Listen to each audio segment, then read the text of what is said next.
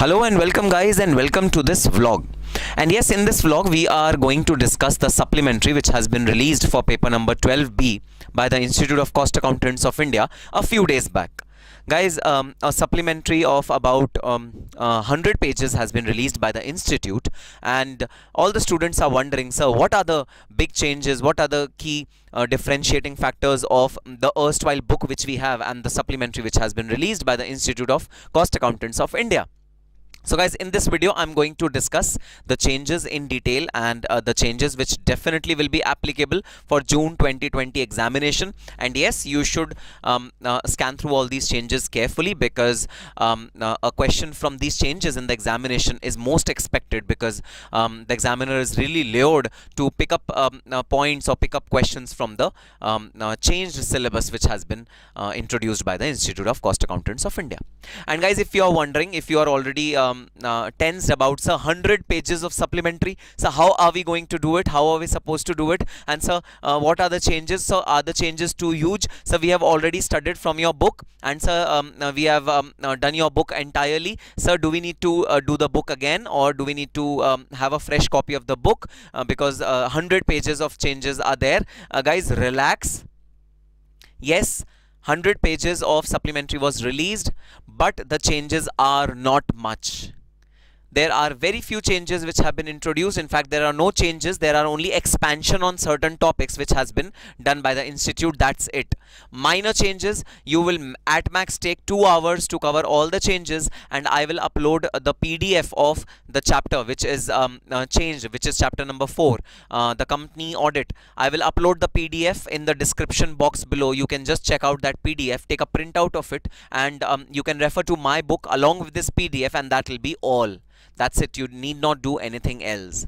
It won't take more than 2 hours of your time to cover the entire supplementary and the changes which are done in the supplementary. You'll be able to cover it very properly. So do not worry, do not panic. Your preparations are not going to go to waste, or you need not spend a lot of time on audit back again. If you have already studied it, you are really safe, because the changes are not much. So without further delay, let me come on to the changes. Guys, you have got my notes, or if you are referring to any other teacher's notes, then the chapter provision related to Companies Act, chapter 10, is the chapter which I am referring to over here. And guys, this chapter contains several aspects of companies audit, companies auditors, and how are companies auditors recruited, how are they qualified, disqualified, how do they come inside the company, how do they resign from the company, how do they leave the company. All the aspects related to company auditor are being discussed. The statutory provisions, the company law provisions with respect to the auditors are discussed in this chapter, and a quite heavy and a quite important chapter from your exam standpoint, because it holds a lot of weightage in your examination. So guys, what I have done is I have made the changes in track changes mode. So you can see, if you are referring to my notes, this is the normal font which is there in my notes, and the changed version will be seen in red color format like this. So the changed version have been highlighted for you, so that you need not do the entire chapter again, but you can just focus on the areas which have been changed. So those changed areas have been highlighted in red color, so you can just take care of it, and they have also been underlined. This is the track change mode in which I have done all the changes in my study note number 4. But yes, going forward, if any of the students would be purchasing my book, then that book will come with the updated notes, and that will be updated till the supplementary which has been released a few week backs. Okay, so let's start with the changes which have been incorporated by the institute. Guys, the first change is manner and procedure of selection and appointment of auditor. Guys, this is rule 3 of, if you can see the footnote number 5, the Companies Audit and Auditors Rule 2014.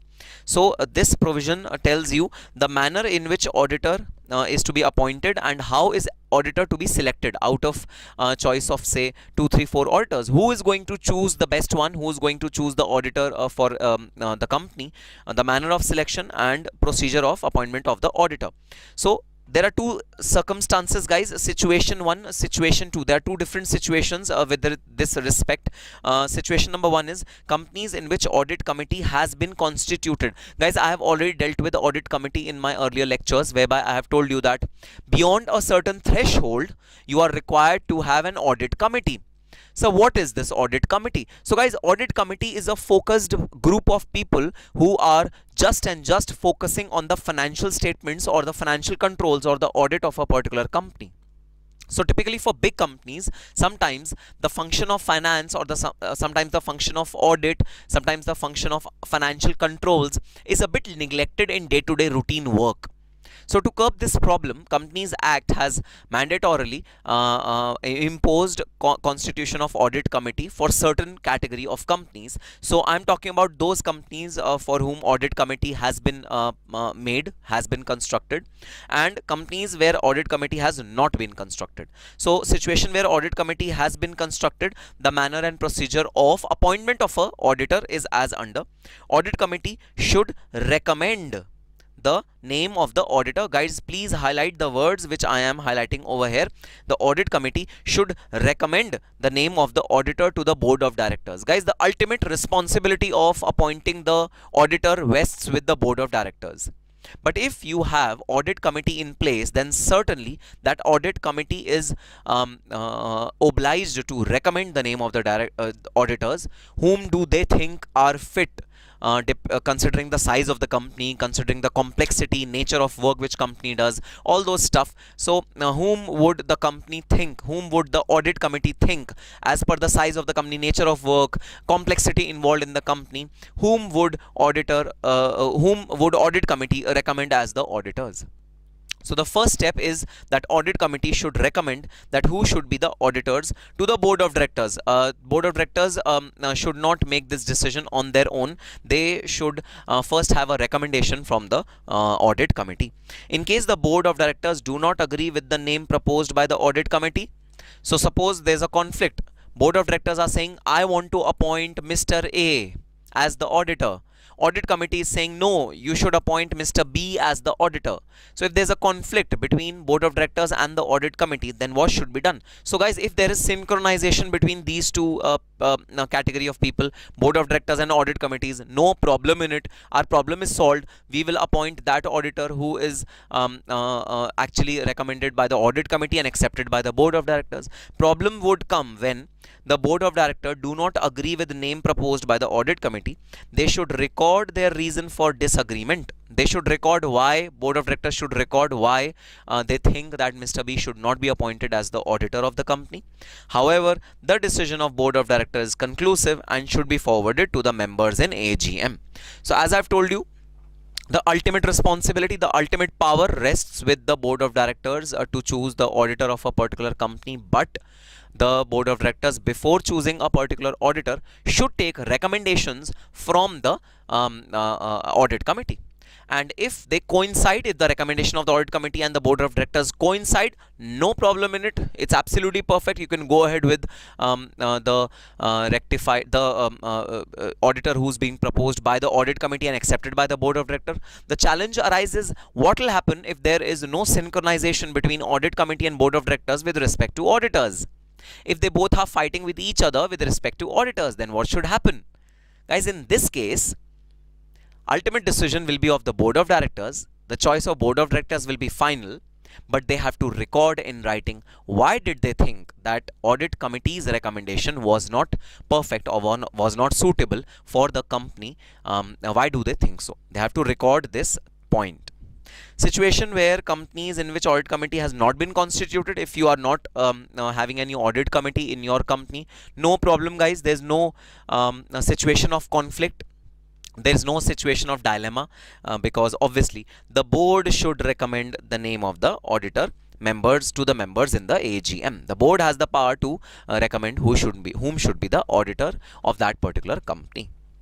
Then some common points: auditor's qualification, experience. Now this is very, very important guys.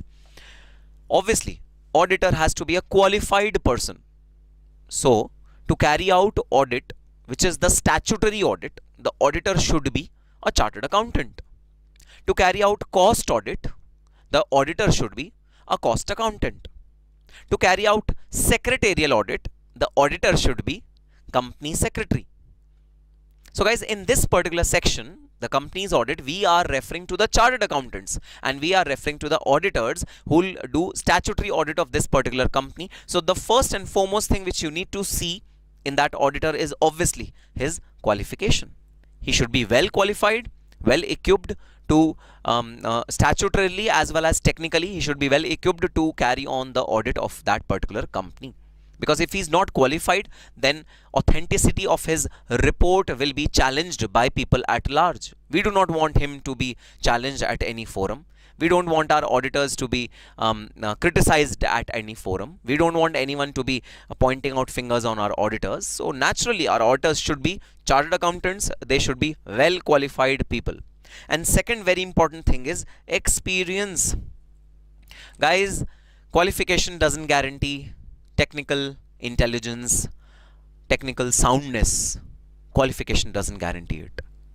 If it's a big company, if you have a company worth rupees say 5,000 crores of turnover, you cannot employ a beginner's chartered accountant, a chartered accountant who's just started his practice or who's just a beginner. You cannot afford to do that. You need some experienced people. And this is exactly what was being considered by the audit committee and the board of directors while selecting a particular auditor. This is exactly what they were considering. So two things are important while choosing an auditor. Number one, his qualification.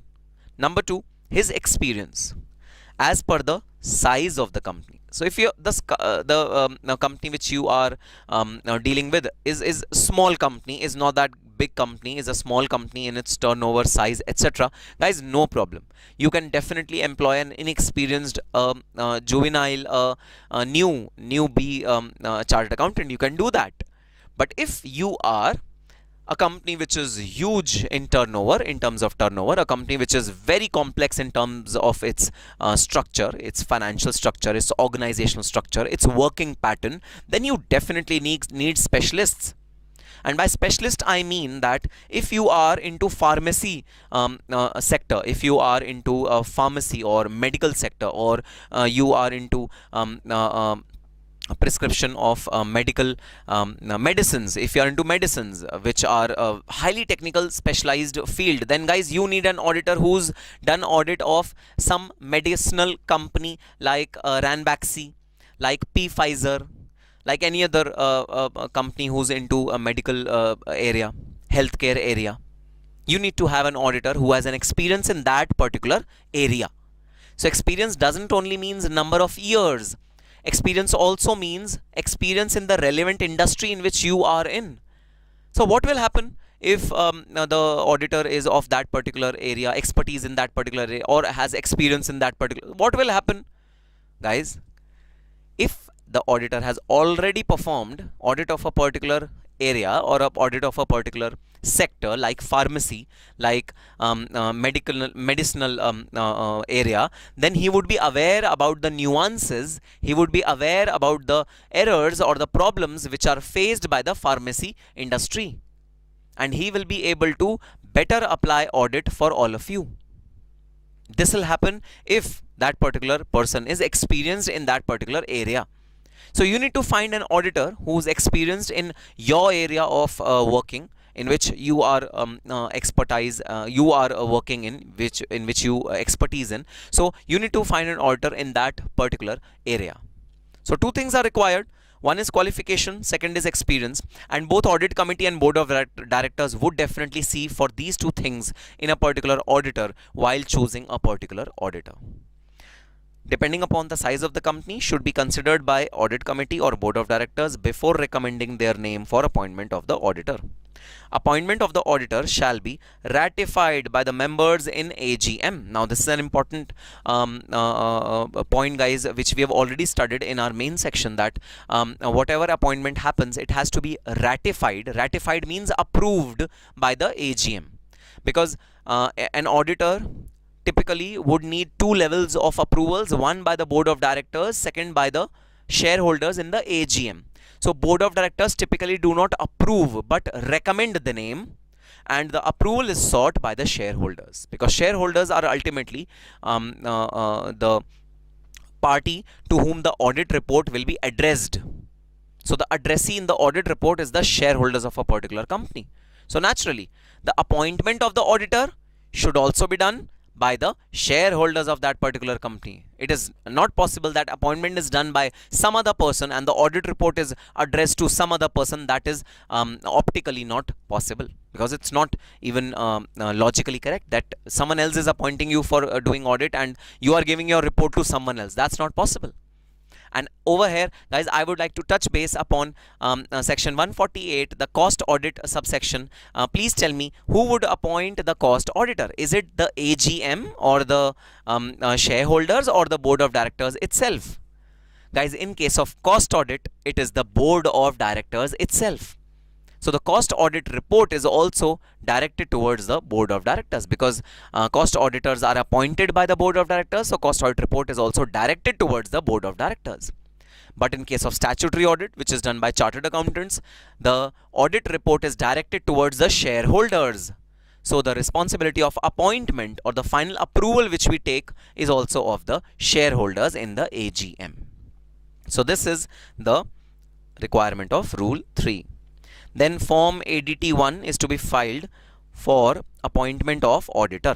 So which form do you wish to file for appointment of the auditor? It is ADT1. It is prescribed by the Companies Act, and this form is to be filled and submitted to the Ministry of Corporate Affairs if you want to appoint the auditor. Then next is prerequisite before appointment of the auditor. So before appointing the auditor, guys, we need to be sure that auditor is perfect in every way. He is not disqualified in any way for being appointed as the auditor of your company.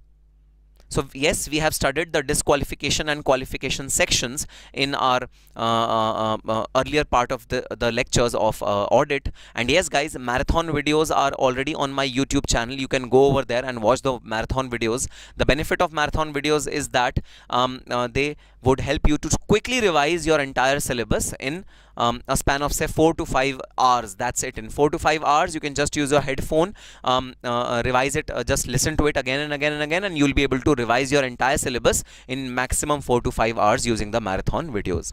So the prerequisite before appointment of auditor, what are the requirements which we need to have from the auditor before his appointment is that before appointment of the auditor is made, following certificates are required to be obtained from the auditor. Guys, auditors should submit certain certificates to the company's board before being appointed as the auditor. We need some declarations from the auditors, because guys, we cannot go inside home of auditor, we cannot go inside office of auditor and check whether he's eligible to be appointed as the auditor. We cannot ask him that, oh, please show us your chartered accountancy degree, please show us your final mark sheet, please show us your certificate of practice. We cannot go and approach him and tell him, please show us, because we don't know whether you are a chartered accountant or not. We cannot do that. And if we cannot do that, guys, we will take all these things in writing from a chartered accountant.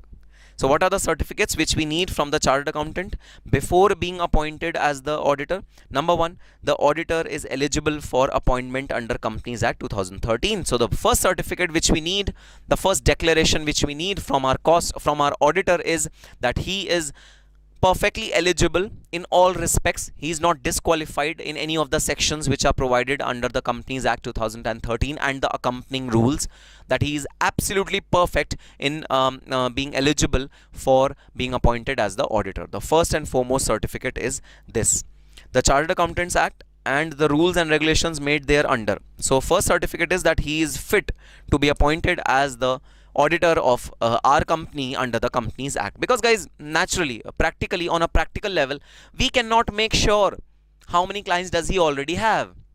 Section 141(3)(g), where we had discussed that there is a capping on number of audits which one auditor can undertake. We cannot have control of what are his clients, whether he has finished his 20 limit of companies or not. We cannot have control over it.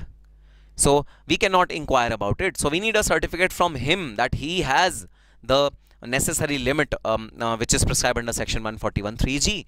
So he should be eligible to be appointed as the auditor of our company. This is the certificate which we want from him. Second, the proposed appointment is as per the terms provided under Companies Act. Now the appointment which is being proposed. So first is the eligibility, that yes, he is in a fit position to acquire our audit. This is the first declaration which we want from him. And the second declaration is that if we propose to appoint him as our auditor, he will fulfill the conditions of Companies Act. He will not be out of Companies Act. So first is that the auditor appointed is fit to be appointed as the auditor as per the Companies Act as well as the Chartered Accountancy Act. And the second is that the proposed appointment is also as per the regulations of Companies Act 2013. So guys, the minute difference between point 1 and 2 is, in point number 1, the person should be fit. Point number 2, the activity of appointment should be fit. Let me repeat. In point number 1, the person should be fit. The person as in, he should be a chartered accountant. He should have certificate of practice. He should have his firm. He should have a partnership firm or a proprietorship firm, and he is authorized to sign as an auditor. He has every necessary thing which is required to be able to sign the audit report. He has everything which will enable him to be an auditor. He should have everything. So first point is related to that person. That person should be fit to be appointed as the auditor. And the second part is related to this particular appointment, that our appointment, our means our company's appointment letter which we will give to the chartered accountant. If we give that letter to the chartered accountant, then this activity of carrying out audit will be under purview of Companies Act 2013. So very minuscule, very minor difference. The person should be fit as well as the activity of auditing our company should be fit. And naturally, auditing our company, the second fitment is covering that condition also, guys, 141(3)(g), that the auditor, although auditor is fit, but if he already has lapsed the limit of 20 audits, then he would not be able to undertake our audit. So that limit should also be there with the auditor. So this is point number 2. Point number 3, the list of proceedings against the auditor or audit firm or any partner of the audit firm pending with respect to professional matters of conduct as disclosed in the certificate is true and correct.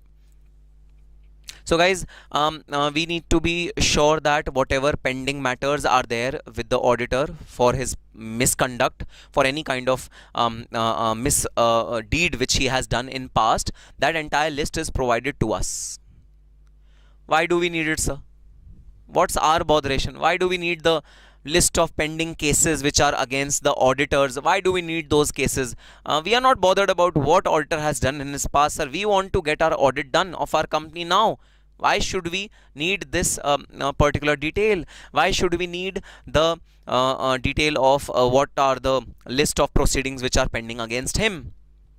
Guys, the list is needed because if the auditor has been convicted for a term exceeding 6 months for a fraud or for an activity which is related to fraud, then he is debarred from auditing any other company for a period of 10 years.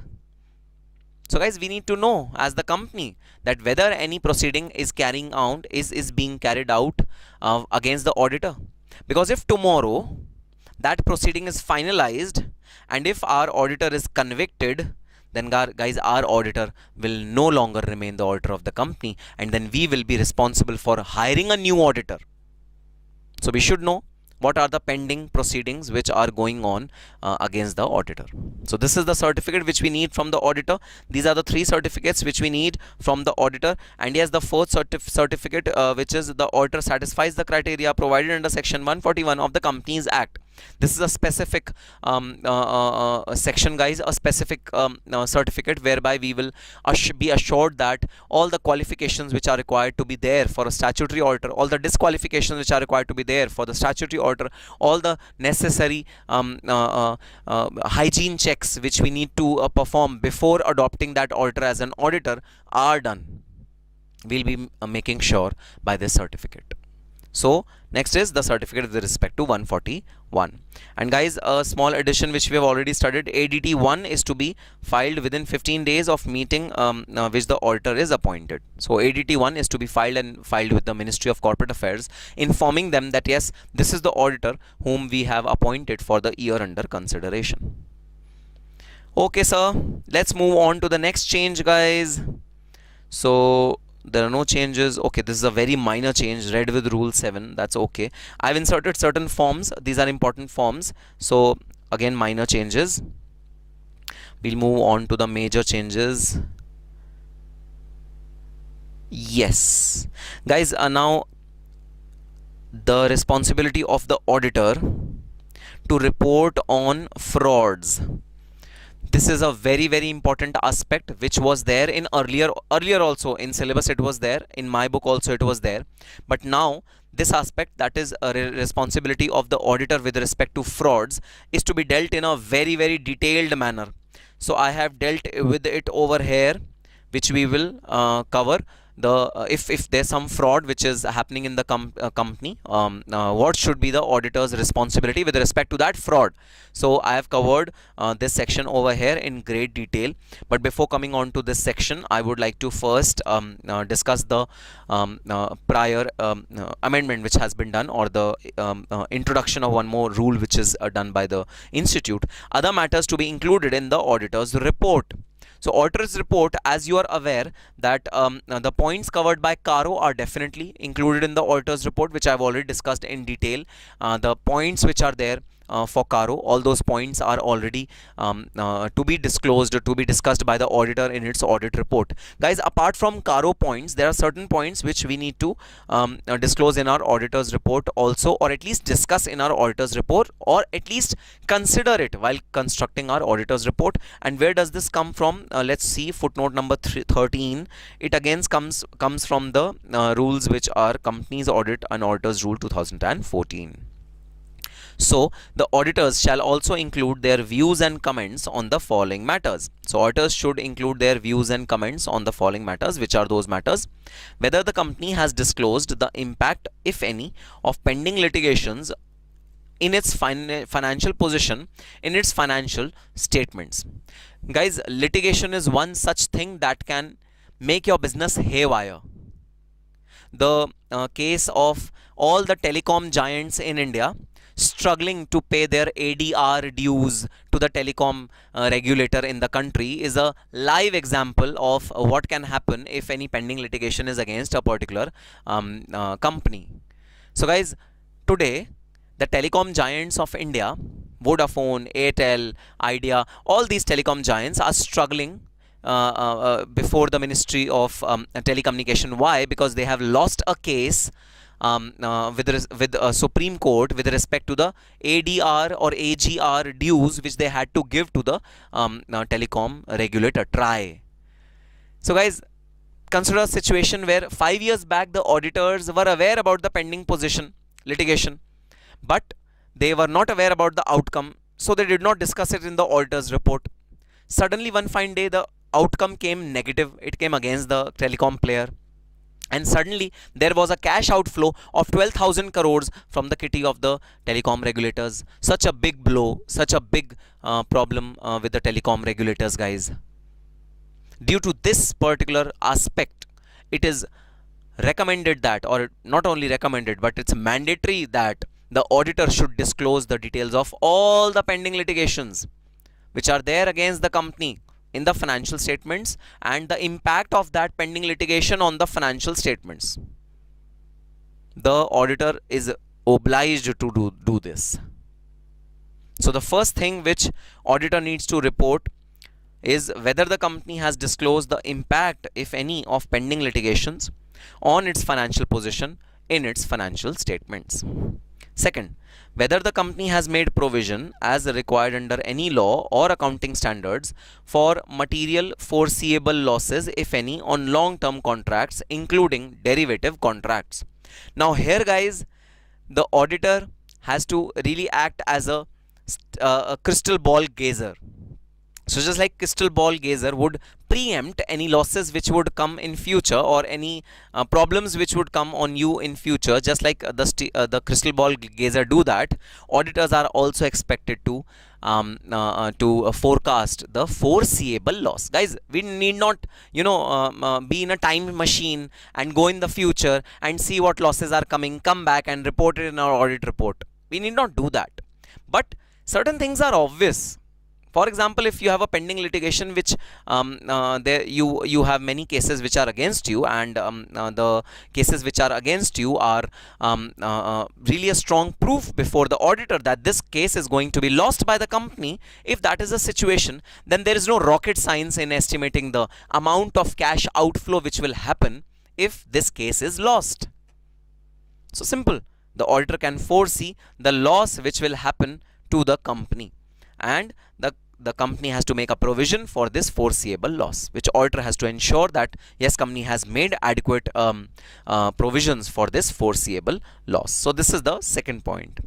Third point, whether there has been any delay in transferring the amounts required to be transferred to Investor Education Protection Fund by the company. So guys, there are various provisions with respect to transfer of certain funds in the Investors Education and Protection Fund by the company. One of the instances is that if dividends are not claimed by the shareholders, then guys, that dividend beyond a stipulated time is transferred to the IEPF account. It is transferred. It is not to be used by the company for any other purpose, but the company has to transfer it to the IEPF account. So guys, auditors need to be very sure, they need to be 100% sure that the company has on time, within time, transferred all the sums which were eligible to be transferred to the IPF account. The company has transferred those amounts. So this is the third requirement, or the third matter which is to be included in the auditor's report. Fourth matter which is to be included in the auditor's report is that whether the company has adequate internal financial control system and there exists operating effectiveness. Now this is a very, very important point, guys. I have discussed the concept of financial controls in detail in my earlier lectures, and let me brief it out for you. Financial controls mean that even before the auditors come inside the company, even before the auditors enters the company's management should ensure that all the transactions are being recorded in the books of accounts in a correct manner. That is the responsibility of the management. Now, how does management do that? Guys, management would do that by rotation of duties. One person should not be on one duty for a long time, because then he becomes comfortable, and then chances of errors being creeped in are more. Then one transaction should be overlooked by two people, so that if error happens, then if the error happens by one of the persons, then other person is able to point out that error. These kind of controls are to be infused in a particular company with respect to the finances, the financial accounts and the financial statements. And guys, these controls are an important element of responsibility of a particular company. So, as an auditor, how would I be benefited from these controls, or how would I be impacted by these controls? Guys, auditors are also impacted by these controls, because if the controls are strong which are employed by the company, then auditor's procedure will be less. And if the controls are weak in a particular company, auditors procedures will be high. So auditors sometimes rely on the financial controls which are being employed by the company. So definitely it will impact the auditor's audit procedures also. So it has a far-reaching impact. So the requirement is that the auditor should include whether the company has an adequate internal financial control system and there exists operating effectiveness. Then guys, most important amendment or most important inclusion in your syllabus, reporting of fraud by the auditor. Now, you obviously know the difference between audit and investigation. There are two things, audit and investigation. You are an auditor, not an investigator. So if any fraud is detected by you, then that fraud should definitely be reported to the management. That's it. You need not investigate into that fraud. You need not say that, oh, let me see from where did this fraud arise, or from where did I from how much is the quantity of this fraud. You need not do that. So I'll give you a practical example. So guys, Mr. A is the auditor of a particular company, and Mr. A is auditing marketing expenses of that particular company. So marketing expenses means the expenses which are done by a particular company on its advertisement, on its publicizing its own products. During course of reviewing the bills of marketing, guys, that particular auditor finds out certain fake bills inside the marketing expenses. So marketing expenses total were of 5 crore rupees, and out of those 5 crore rupees, there were fake bills worth say 2 crore rupees. They were fake bills. So what do you mean by fake bills? Fake bill means that on the heading of the bill it is written that XYZ Pump Works Company, and on the main part of the bill it says that 10 canopies purchased or 10 banners purchased to be put in Delhi and NCR. Guys, this is an anomaly. Why would a pumping company, a company which supplies water pumps, supply banner or canopy? Canopy is the four-legged temporary erection which happens for publicity. Guys, why would a motor company supply canopy to the company worth rupees 1 lakh rupees? Why would it do that? It won't do that. So in this circumstance, you as an auditor might be lured to wear that overcoat which will run beyond your knees, wear a goggles, shades and a hat, and say that, oh, I am the detective now. Let me visit this pump company and let me see whether this pump company supplies banners or not. Let me go to the company and check, and let me inquire from that company whether they have sold canopies and banners to the main company or not. Let me do this. Guys, you cannot do this. You cannot do this. You just have to report this particular fact of your invoices not being in synchronization with the expenses which are being recorded. You just have to disclose this fact to the management and ask a reply from the management. You cannot wear hat of a detective and have that magnifying glass with you with glasses. You cannot do that and approach the other side of the other party, and just ask them, oh, did you supply canopies and banners to my client? You cannot do that. Investigation is very different from audit. You have to be an investigator to investigate, and you are not an investigator, you are an auditor. You just believe on the prima facie evidence, the documentary evidence. That's it. You believe on those evidences. You do not actually have conclusive proofs and go to the location and just inquire or just investigate about the actual situation. You cannot do that. So guys, in case you encounter any fraud, in case you encounter some good reasons whereby you can say that something weird is happening with the company and there's something fraud, something which is not as per your understanding has been detected, if you come across any such thing, then instead of investigating, you should follow the aforesaid principle, the aforesaid procedure. Let's see what is the procedure. It is given in Rule 13 of the rules. So it says that the provision of Companies Act regarding reporting of frauds by a company auditors are as follows. In case the auditor has sufficient reason to believe. So first of all, you have to have sufficient reason to believe. It should not be on your whims and fancies. It should not be on your just your assumption or just your presumption, or you thought of that there is a fraud, or you dreamt that this company is having a fraud. You need to have sufficient reasons to believe that an offence involving fraud, which involves or is expected to involve an amount of rupees 1 crore or above, is being or has been committed against the company or by the officers or employees of the company. He shall report the matter to the central government immediately, but not later than 60 days of knowledge. So within 60 days, so first of all, the turnover is 1 crore or above. If the fraud is worth 1 crore or above, then you need to disclose this fraud related instruction or fraud related information to the central government. Within how much time span? 60 days, guys, not more than 60 days. Within 60 days, you need to inform the central government. But you do not have to go to the central government directly. And one more point, guys, before approaching the central government, from which date will this 60 days start?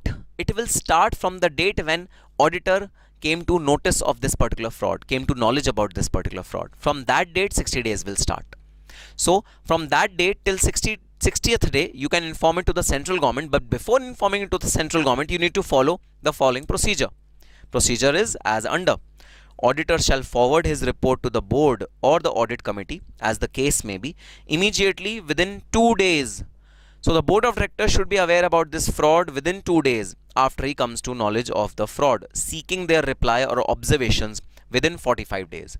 So guys, 45 days, first 45 days are to be given to the board of directors to respond on this particular fraud. So you have to wait till 45 day, till 45th day, the board of directors should be required to respond to this particular fraud.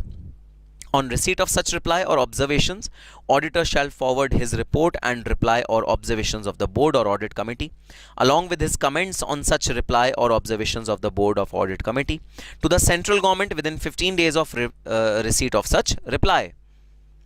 So soon as reply comes from the board of directors, which should be within 45 days of telling them, soon as the report comes from them, then auditor should analyze that report, read that report, consider that report, and submit his final report to the central government within 15 days.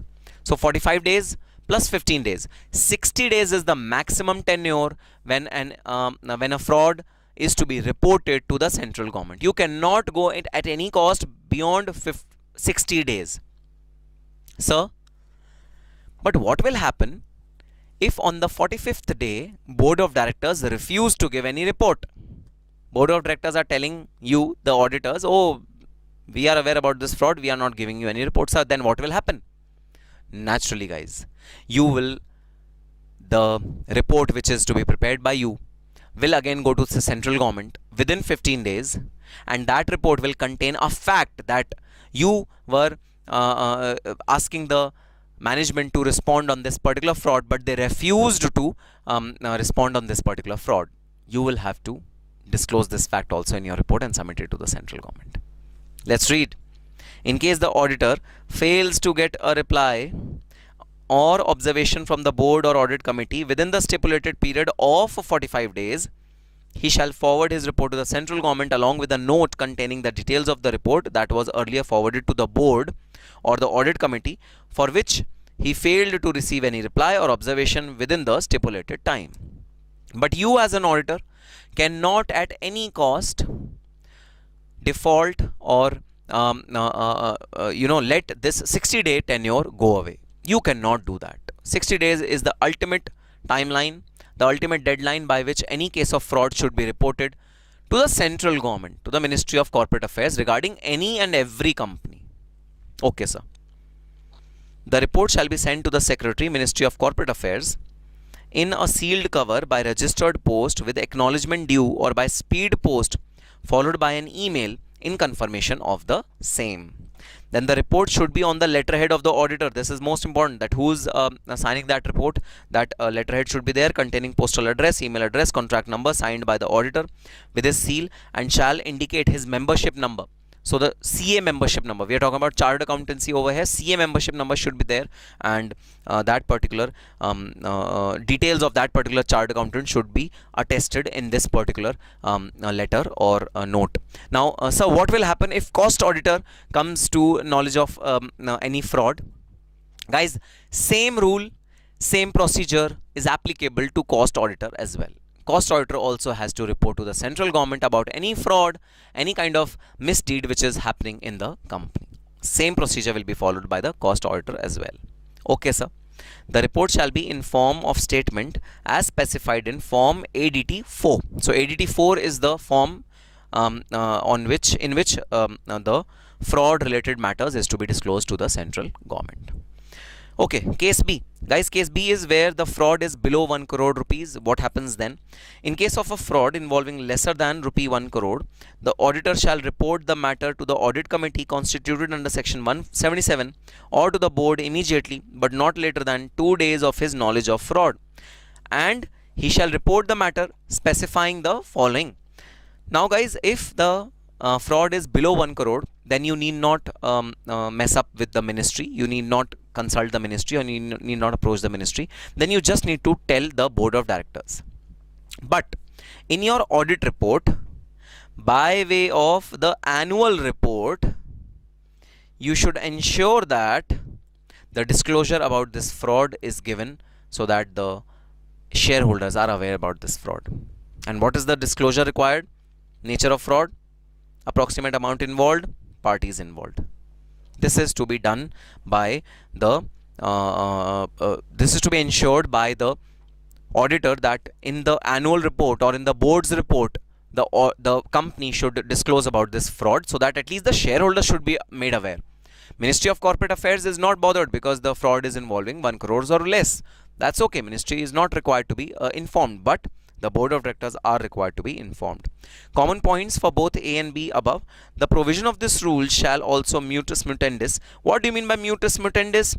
Guys, it is as it is. As it is. So this is a legal word which we use in the legal arena. So the provision of this rule shall also, as it is, apply to the cost auditors and the secretarial auditors. So secretarial auditors are also required to be fulfilling these 60-day criteria, and the cost auditor are also required to be fulfill this criteria. Following details of fraud shall be disclosed in board's report: nature of fraud, approximate amount, parties involved, and remedial actions taken. All these things are to be disclosed in board records. Because guys, okay, we are not informing to the ministry. Very cool with it, very okay with it. Why? Because Companies Act is not requiring us to do, but at least the shareholders should be made aware about it. So whether you inform the ministry or not, whether the fraud is 1 crore above or not, you should disclose the details about this fraud in the board report, so that shareholders are aware about it. Okay, sir, got it. Now let's move on to the next amendment, which has been made in the powers of audit committee. Guys, the powers of audit committee, as I've already told you, audit committee is primarily looking at the financial health of a particular company. So if I were to say that you have doctors in your home, sometimes you call doctors to your home, sometimes there are family doctors who know the history of the problems or health issues which this family has, and that family doctor treats everyone in the family. Similarly, guys, financial health is to be taken care by an in-house doctor, and that in-house doctor's name is audit committee. The outside doctor's name is auditor. So first we would like to consult our in-house doctor, who's the audit committee, and then we would like to refer the matter to the outside doctor, which is the auditor. So what are the powers of audit committee? Guys, these four powers have been inserted. Power to investigate into any matter under purview of audit committee. So obviously investigation is one of the important elements of audit committee. Auditors are not authorized to investigate, but audit committee is authorized to investigate. Auditors just have to do audit. Audit means it has to be done by the proofs, by the prima facie evidence which is available with the auditors. Auditors cannot go to the root of the cause and cannot investigate, or cannot go beyond his scope in auditing, but audit committee can.